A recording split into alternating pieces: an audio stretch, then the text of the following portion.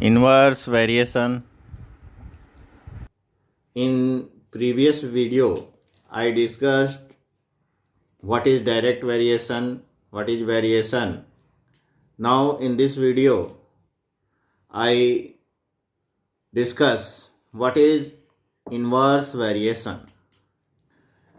Inverse variation, if two quantities are related in such a way that an increase in one causes corresponding decrease in the other and vice versa, then such a variation is called an inverse variation. इसका मतलब ये है कि इनमें दोनों quantity ऐसे related हों कि अगर एक क्वांटिटी में इंक्रीज हो तो उसके रेस्पेक्ट में दूसरे क्वांटिटी में डिक्रीज हो, तब वहाँ पे इन्वर्स वेरिएशन होता है। या इसका उल्टा, एक क्वांटिटी में डिक्रीज हो तो दूसरे क्वांटिटी में इंक्रीज हो, तब वहाँ पे इन्वर्स वेरिएशन होता है। जैसे कि मान लीजिए आपको रांची जाना है, 50 किलोमीटर की स्पीड से जा रहे हैं तो 2 घंटा लगता है। अगर आप जो है 100 किलोमीटर पर आवर की स्पीड से जाएंगे तो टाइम कम लगेगा। यहाँ पे स्पीड इंक्रीज हो रही है तो टाइम डिक्रीज हो रहा है। तो clearly here is inverse variation.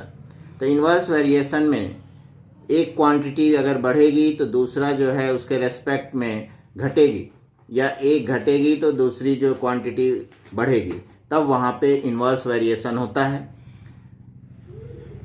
अगर हम two quantities x and y are said to be in inverse variation if an increase in x causes corresponding decrease in y and vice versa in such a manner that xy remains constant, means x into y constant रहता है। जैसे कि हम direct variation में पढ़े थे कि x by y constant होता है, यहाँ पे x into y कांस्टेंट होगा। दोनों का मल्टीप्लाई जब करेंगे तो कांस्टेंट आएगा।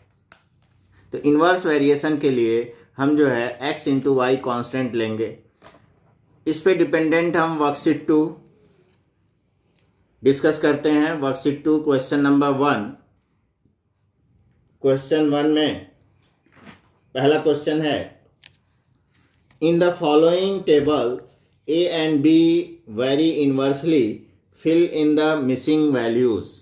हमें मिसिंग वैल्यू को निकालना है। ये दिया हुआ है कि इन्वर्स वेरिएशन है। यहाँ देखिए, जैसे कि ए बी, और ये दिया है 7 8 फिल इन द ब्लैंक्स 4, इस तरह से। तो हमें ये गिवन है कि ए और बी इन्वर्स वेरिएशन में है।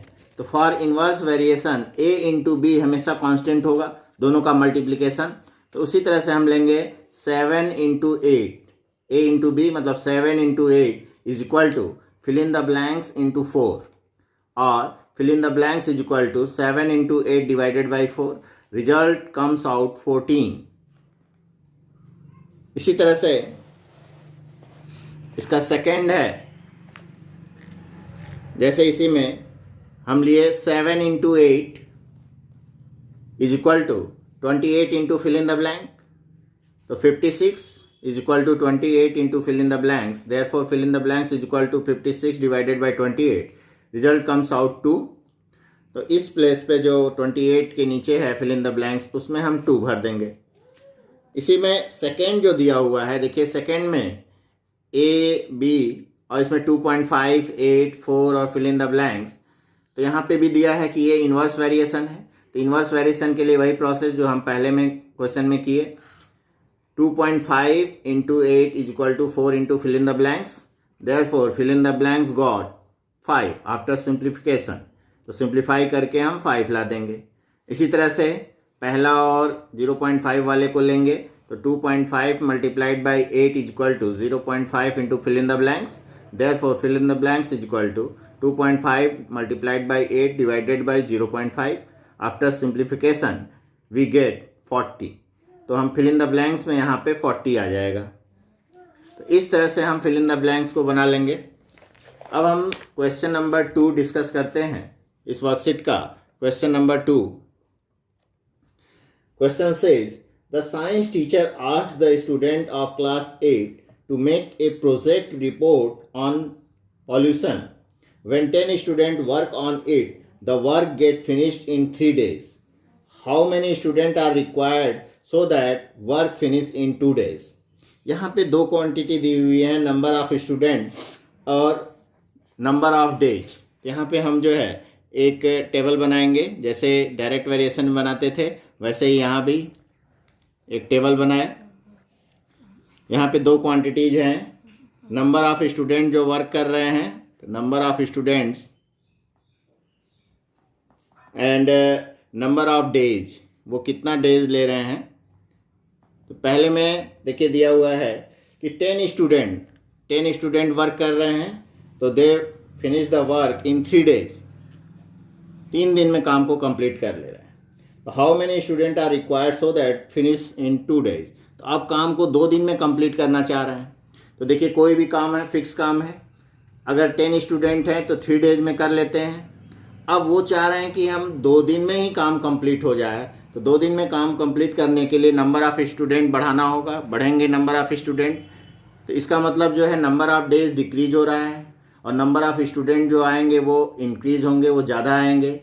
तो एक क्वांटिटी कम हो रही है, दूसरी बढ़ रही है, तो clearly here is inverse variation. इसको पहले मान लिए, let number of student be x, so clearly here is inverse variation. ये आपको क्लियर हुआ कि यहाँ पे इनवर्स वेरिएशन है। और फॉर इनवर्स वेरिएशन दोनों का प्रोडक्ट लेंगे, जैसे उसमें रेशियो लेते थे, यहाँ प्रोडक्ट लेंगे। 10 into 3 is equal to x into 2 और x is equal to 10 multiplied by 3 divided by 2, 2 5 जा 10 and 5 3 जा 15। Therefore 15 students are required so that work finished in 2 days। तो हमको 15 स्टूडेंट रिक्वायर होंगे। आंसर अपना लिख लेंगे यहाँ पे कि therefore 15 students are required so that works finished in 2 days। Now we have to discuss question number 3। In question 3, running at an average speed of 40 km per hour, a bus complete a journey in 4.5 hours। How much time will the return journey take if the speed increase to 45 km per hour। इस question में देखिए speed है और time, दो quantity हैं, speed और time. उसी तरह से हम टेबल बनाएंगे। अब लिखे speed of bus in kilometre per hour and time taken in hour. Here speed is 40 km per hour, time taken 4 1/2, 4 whole 1/2, that is 9/2 hours। So simplify कर लिए 9/2 hours। Now speed is 45 km per hour, then how much time it take? Let time take will be x hours। तो यहाँ clear है कि inverse variation है, क्योंकि अगर 40 kilometre की स्पीड से जा रहा है बस तो 4.5 आवर लग रहा है। स्पीड इंक्रीज कर गया तो टाइम कम लगेगा, स्पीड इंक्रीज कर रहा है टाइम डिक्रीज कर रहा है, तो clearly here is inverse variation. तो हमको देखिए हर एक क्वेश्चन में सोचना है कि इन्वर्स वेरिएशन है कि डायरेक्ट वेरिएशन है, क्योंकि एग्जाम में आपको पता है कि क्वेश्चन जो देंगे तो मिक्सअप होते हैं, उसमें पता नहीं चलेगा। यहाँ तो वर्कशीट है तो आप जान जाएंगे कि इन्वर्स वेरिएशन है, लेकिन आपको हर एक क्वेश्चन में सोचिए कि यहाँ इन्वर्स वेरिएशन क्यों हुआ।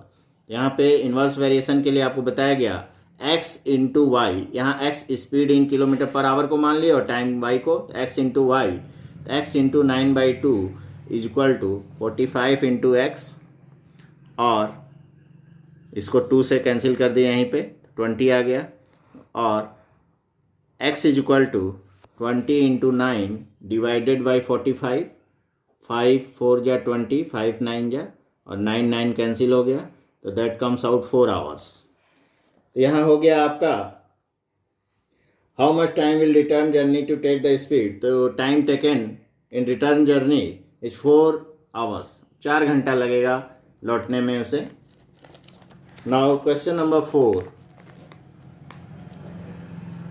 इन question number 4, Disha cycles to her school at an average speed of 12 km per hour. It takes her 20 minutes to reach the school. If she wants to reach her school in 15 minutes, what should be his average speed? यहाँ पे भी दो quantity दी हुई हैं, एक table बनाया पहले. यहाँ average speed in kilometre per hour and time in minute. यहाँ पे टाइम जो है मिनट में दिया हुआ है, तो time in minute. Average speed है 12 किलोमीटर पर आवर, तो टाइम लगता है उसे जो है 20 मिनट्स. अब वो चाह रही है कि 15 मिनट्स में ही वो स्कूल पहुंचना चाह रही है, 15 मिनट्स में. तो स्पीड इंक्रीज करनी होगी. हम मान लिए कि speed x kilometre per our करना होगा, average speed. Clearly here is inverse variation, क्योंकि एक क्वांटिटी इंक्रीज हो रही है, दूसरी डिक्रीज हो रही है. या यहाँ 15 टाइम जो है 15 हो रहा है, कम हो रहा है, और तो स्पीड हमें इंक्रीज करना होगा. तो clearly here is inverse variation. For inverse variation x into y is equal to constant, means 12 into 20 is equal to x into 15, or x is equal to 12 into 20 divided by 15. 5 3 ja 5 4 ja 3 4 ja 12. That comes out 4 4 ja 16 kilometer per hour. Answer is, what should be the average speed? The average speed of Disha should be 16 kilometre per our. तो इस तरह से आप जो है question number 4 बना लेंगे और आंसर अपने से लिख लेंगे यहाँ पे वही. अब next questions 5 to 12 I will discuss in next video.